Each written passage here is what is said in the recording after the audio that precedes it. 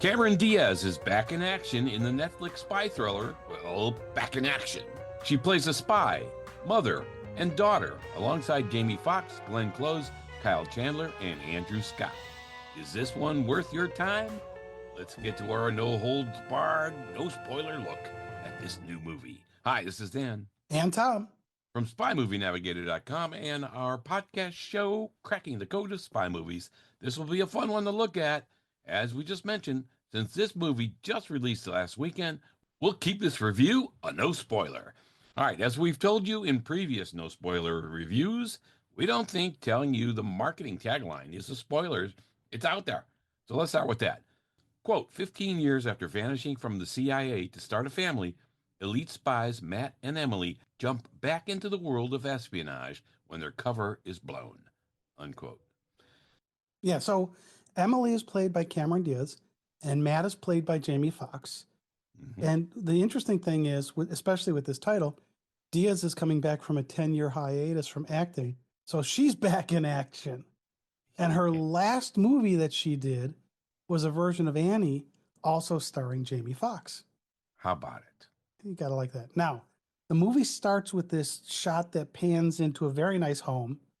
And they also tell us this is 15 years ago. And we see Emily and Matt getting ready to go on a mission. But then Emily has a pregnancy test and a very interesting look on her face. I wonder what that means. And there are 3 testers on her vanity. So we know where this is going. Right? Yeah. As the whole movie. We know where it's going. Jeez. Right. Well, one thing they're doing is they're going somewhere driving a Bentley. So they either have money or they're trying to make it look like they have money. It's a nice car. Yeah, Cameron Diaz could have picked a better movie for her return. Wow. I think. That's my opinion. All right. Wow. They end up at a kid's... Way to bury the lead. Yeah, they end up at a kid's 8-year-old birthday party. They leave their guns in the car. It's a kid party. And put in earpieces. And, of course, the earpieces work flawlessly. We talk about that all the time. The communication equipment that spy agencies get is always flawless. Always. Now, we don't want to spoil what happens during the party, but there's a nice twist with how they get the fingerprint from a bad guy named Gore. We won't tell you how, but I don't remember seeing that one in a movie before. So that was well done. Actually, I kind of thought it was a lip print, but I think it was a fingerprint. Yeah, it makes sense that it would have been a lip print with what happened, but yeah, when they peel it off, it's a fingerprint, so I don't know. But anyways, they use the fingerprint they get to get the MacGuffin of the movie. It's an electronic device called the key, which we're told is an ICS or an industrial control system. We're also told it's a master key for some of the world's most critical infrastructure. Yeah, this acquisition had kind of a Mission Impossible 2 feeling for me. I can see that. It's okay. All right. Yeah. All right. So let's keep it non-spoiler, though, so we don't want to give it away. And now, Dan. Not too much. No, we don't want to give too much away. Now, this key thing, Dan, you know I'm a geek here, right? And I'm talking about this key. I like that later in the movie, when they were validating that the key was real, they showed a computer screen tracking SCADA targets. Now, this is something they could have easily gotten wrong or just missed or whatever. SCADA is an acronym for Supervisory Control and Data Acquisition. And so it's nice they were able to tie this together when we see it later in the movie. Having an ICS key target SCADA systems makes sense. And again, so many movies get this kind of stuff wrong. But here, having a system that goes out and monitors hardware and software together, you got to have something to control it. So it kind of makes sense you might have something like this. All right. I'm glad they got that right. Good. All right. Well, they blow that in so many movies. Yeah. They're making stuff up. It's fiction. All right. Then a lot of action happens that we're not going to spell out and spoil it all for you. But all we'll tell you is to look for some callbacks to James Bond movies like Spectre, Die Another Day. There's even a little The Spy Who Loved Me in there as well. This is all in the pre-title sequence, so lots and lots of action. And listen to the score here. I think they do a great job with the music in this movie. I particularly love how they score the fight and some of the action scenes. I mean, we hear Nat King Cole's Love, Dean Martin's Ain't That a Kick in the Head, mean, they're fantastic choices for fight sequences, and they're not ones that you normally hear in those situations. Yeah, I thought Ain't That a Kick in the Head was in another spy movie once. I have It to look might have that up, been. but It might have been, yeah, but I think I so. I liked it think here. so. Yeah, which would fit in right with the theme of this movie because they repeat everything that's been in every other movie, I think. All Oh right. man, There, wait. Now you're there. making it sound. Now you're making it sound like the movie Charlie's Angels that we All absolutely right, it's not hated. as bad as Charlie's Angels. Okay. Okay. That I'll clear that up right now. All right. All right, there's some excellent lines in this movie, and this section of the movie has a great one. As we alluded to, we already find out Emily is pregnant. And guys, there's a line in here that you should memorize and use if you ever have a woman tell you she's pregnant. Just tell her, my favorite person is about to create my new favorite person. Uh, That that's a good touching line. That's a good comeback in that situation.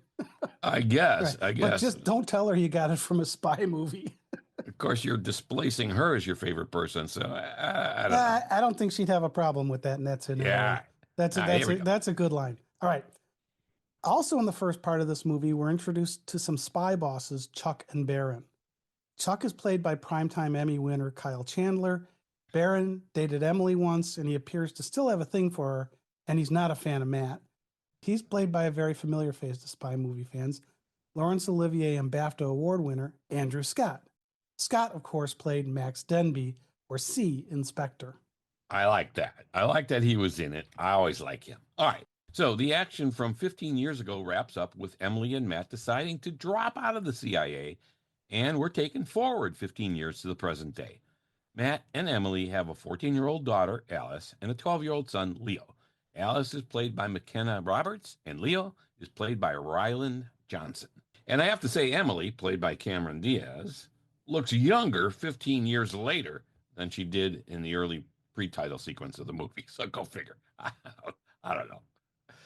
So, Ah, what did you think of the kids, though? the kids were good. Yeah, I thought so too. Yeah, For the roles they had, I thought that McKenna did a great job playing that precocious, I hate my mother, 14-year-old girl. So I thought that was good.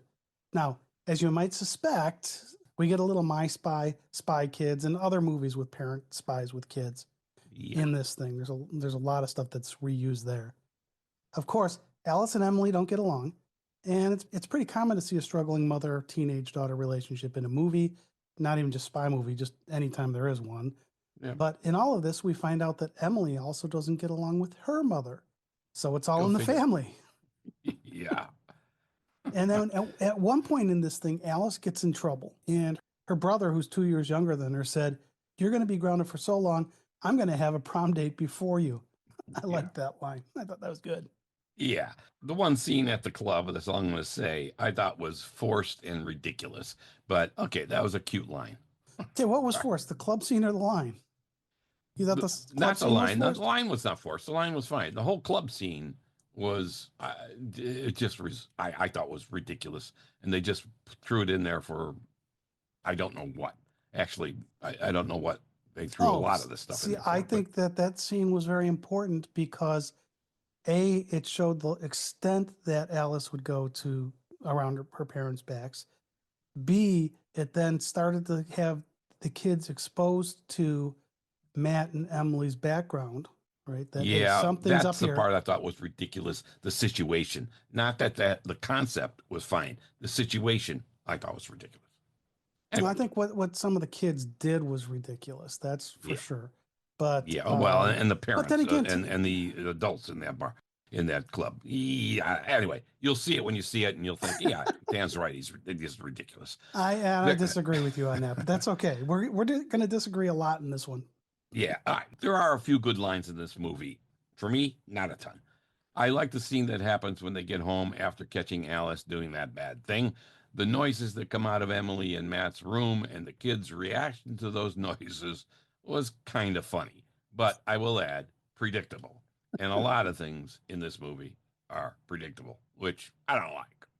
Well, yeah, but this is spy parents who've been trying to keep their past from their kids. There's Yeah. only so much you can do with that premise. Hey, they wrote it. There. All right. And they They put it also out. have They also have fun with technology throughout this part of the movie, and the kids try to be one step ahead of the parents, of course, when it comes to technology. Leo even tells Alice that he's not worried about their parents hacking into his stuff because he uses two-factor authentication everywhere. Yeah, So, yeah, but here's the geek in me, Dan.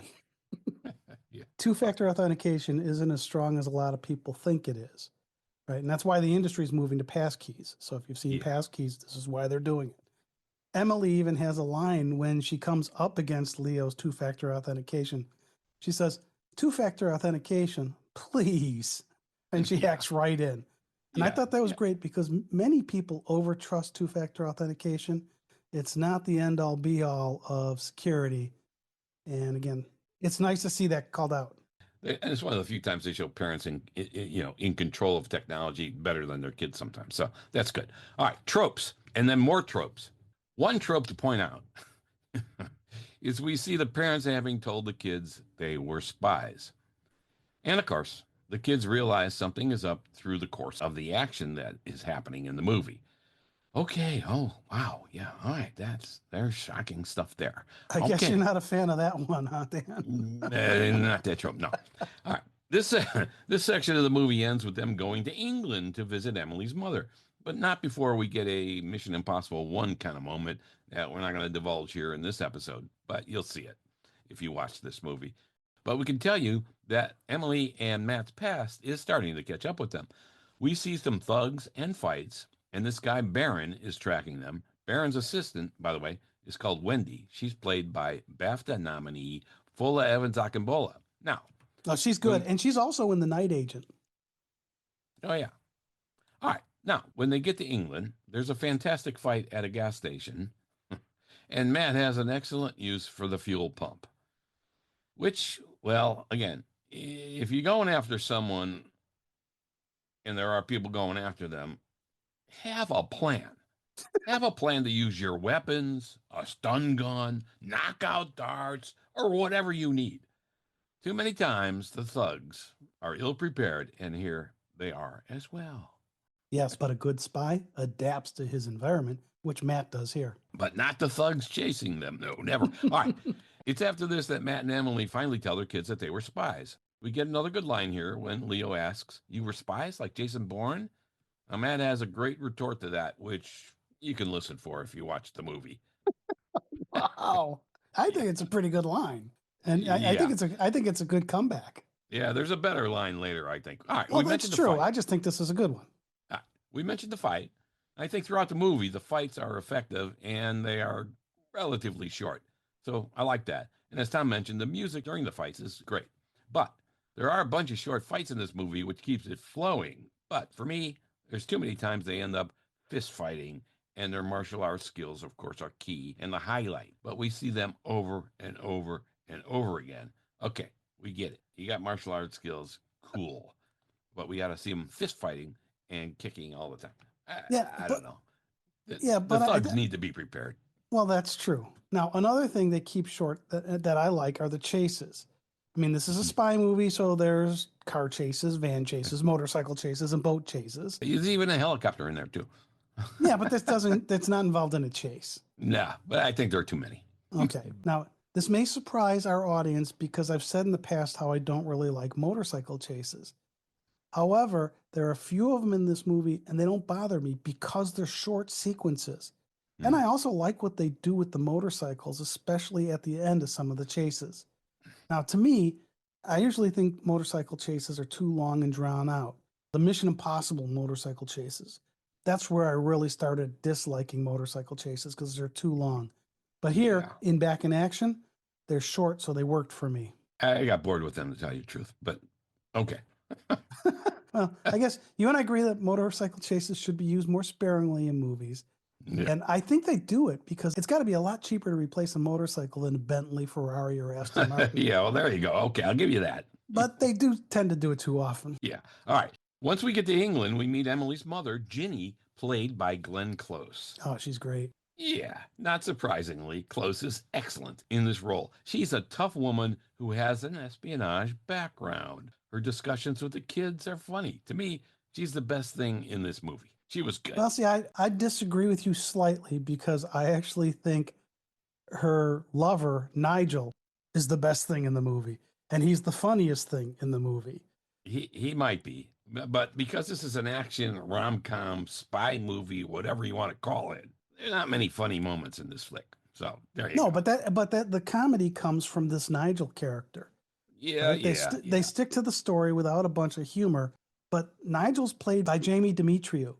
Now, the American audience may not know Demetriou, but he's won 3 BAFTAs for his comedic TV series Stath Lets Flats.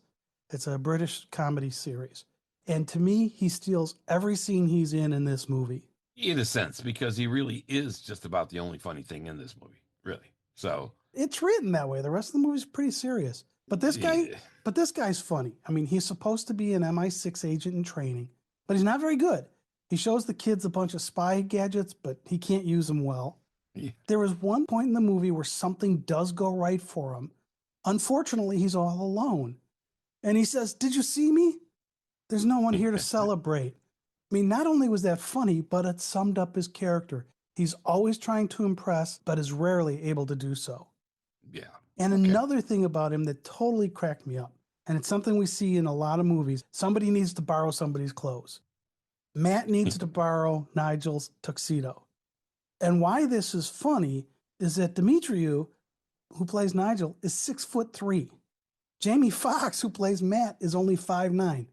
And I say only, he's taller than I am. Because I'm sure Nigel's tux would have fit Matt perfectly like it did in this movie. Yeah. All right. That kind of stuff doesn't bother me. See, that part is like, hey, I don't care. That's fine. I get the idea. All right. Again, we don't want to spoil the plot here. The movie will do that for you. So Oh, when Matt and Emily are in England, there's a lot of action, and the plot builds up, of course, to its conclusion. The kids end up being a help. Ginny ends up being a help. Nigel ends up, guess what? Being a help. And even a guy we may have thought was a bad guy ends up being a help. Basically, everything you think will happen happens. It is a wow. very Jeez. predictable movie, and I don't like that. Now, if you're looking at this movie from a non spy perspective, maybe you'll like all of these things, but still, ugh, is what I say. Okay, so you predicted when they got to the gas station that Matt was going to do what he does with the fuel pump. You predicted that we were going to see Glenn Close with that big ass rifle. Yes. You did. Yeah, Okay. actually, yes. I predicted that Glenn Close will be part of the solution because of her background and because of the way they set it up. Absolutely. And she'd have Did I know she's going to that have a big rifle with rifle. a scope and a laser? No. But was she going to be part of the big solution? Yeah, that they made obvious. Oh, all right. Okay. There's some technological things here that they do, and you like this stuff, kind of stuff, Tom, with the ICS key at the end of the movie that it didn't seem plausible. But hey, we've seen a lot worse in movies. So I don't mind. That's true. I don't mind some things being unplausible in a movie. I mean, heck, it's fiction. Make it up. Make up stuff. Who cares? I don't care. But surprise us pleasantly with a great story and the plot unfolding well. Okay, do that. Another scene to point out that doesn't really work. There is an auction scene in this movie.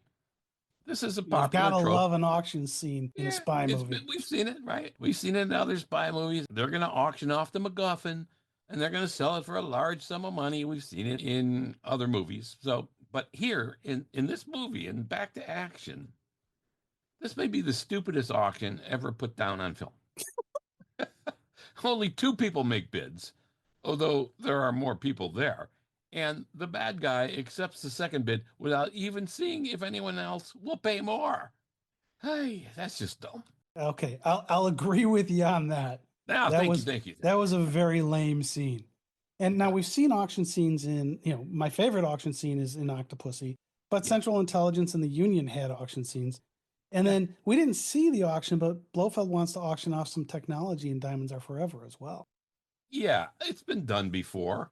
Oddly enough, it's been done again in this movie. So there are so many dumb scenes, it would take another hour or two to cover them all. Oh But man, do we disagree on this movie?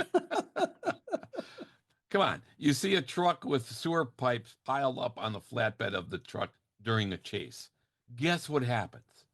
I'll give you a second. Right, exactly. Thank you. When we meet Emily's mother, we know instinctively, like I just said, that she's set up to be a big help during the rest of the movie. Duh. Okay.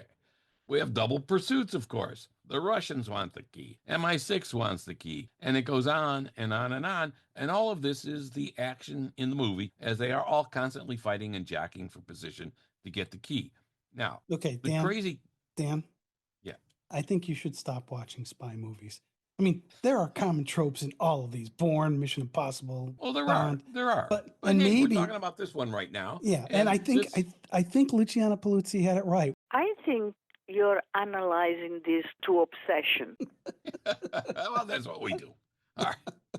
All right. You got all this going on, which is fine. And the whole premise of this, and when you see this movie, again, if you choose to watch it, at the end, you'll see that the entire movie could have been avoided if they had just done something in the beginning that they're going to do later in the movie. The whole movie could have And been that's avoided. Wow. yeah, yeah. No, I mean, really, the whole premise of the movie could have been avoided had they done something smart in the beginning. But Matt thought he was being smart in the beginning.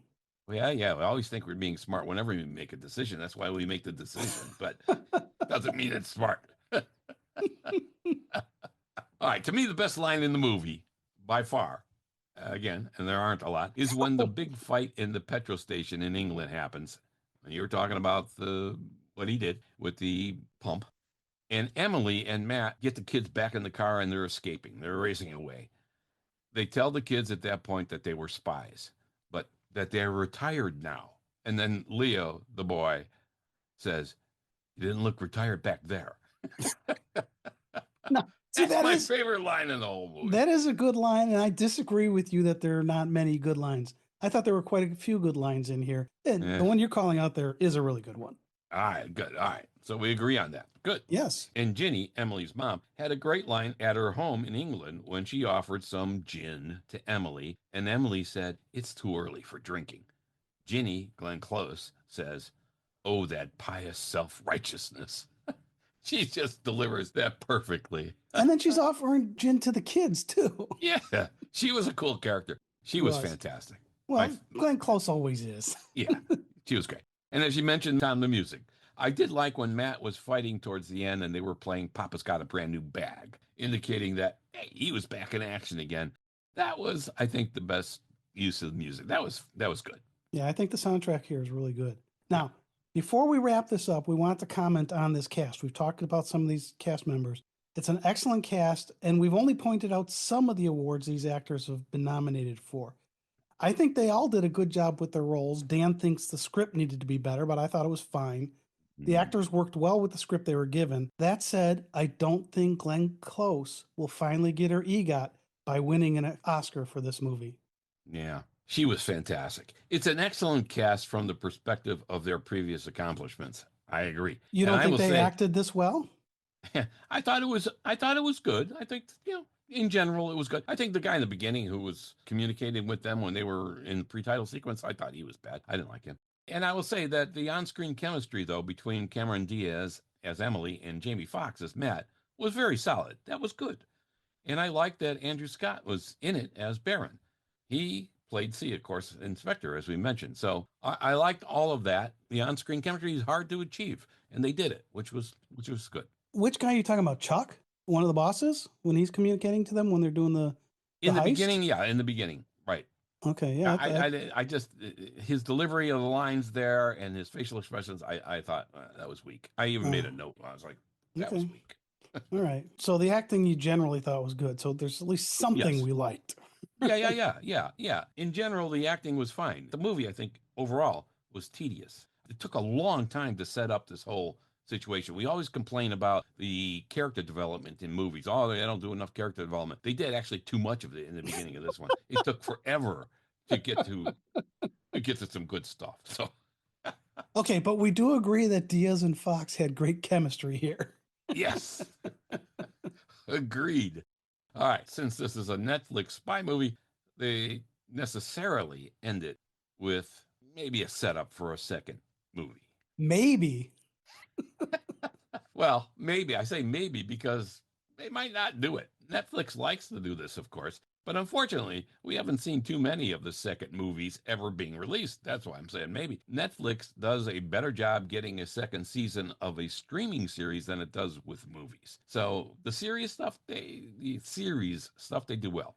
If they made a second one, I have to say it will not be on my quick to see list. So there you go. All right.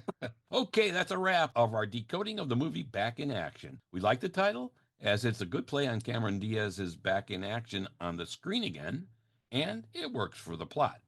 This is another movie that Tom and I kind of disagree on. Yeah, I think it's a fun, lighthearted spy movie that's worth a watch. It's not the greatest spy movie in the world, but we've seen much worse. And hey, in North America here, we're in a cold snap. Right? You don't want to go out and do anything anyway, so why not have a lighthearted movie to watch? There you go. And I think there are probably better uses of your time than to take time to watch this one. Certainly better spy movies and better spy comedy movies, for sure. All right.